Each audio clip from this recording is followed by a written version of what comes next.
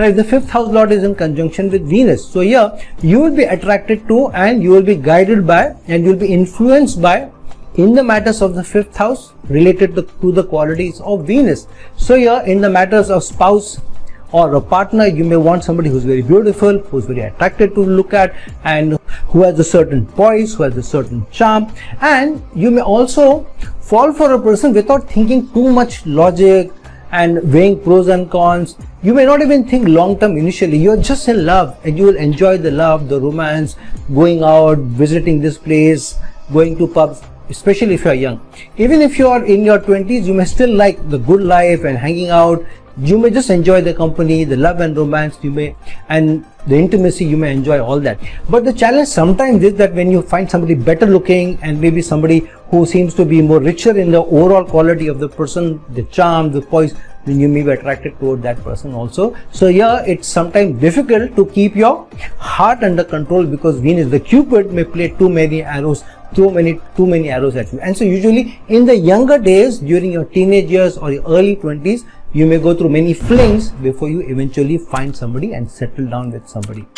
Same thing with your career. When you choose a career, you may look at more flashy things. What is the brand, whether the brand is big, whether the money is good, whether I gain more material gains out of it, whether the benefits, other benefits are good. And usually the thinking is not too long term, that over 5 years what I'll gain, what kind of growth I'll get, what kind of learning I may get.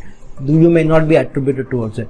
Or you may look at some industry which is more glamour oriented, where there is a charm, you're attracted towards the show and the shine, or the artistic denotation, or the materialistic denotation, or the money aspects of it, or accounts or finance. You may get attracted towards that, and your career choices may also be based on that. And even in your investments, you may look at, where am I getting more money? You are not so concerned about what is the brand of the company, nothing. Wherever I'll make more money, wherever my money is more secure, I'll go with that. So Venus getting conjunct with the fifth house lord will bring in those properties also. Now, which house the conjunction occurs will bring in its own flavor. If the fifth house lord and Venus are conjunct in the 11th house, so then a lot of social attributes may also come in. The person that you get attracted to, maybe somebody who's from your social circle, or a friend first, before ending up becoming your lover, those flavors will also come in. Secondly, which is the fifth house lord, which planet it is, and now conjunct with Venus, will bring in its own flavor. For example, if the fifth house lord is Sun and now conjunct with Venus, so this is not an easy energy to be able to handle that energy. If it's Mars, it may be even more tougher, because Mars and Venus are two opposite ends of the spectrum.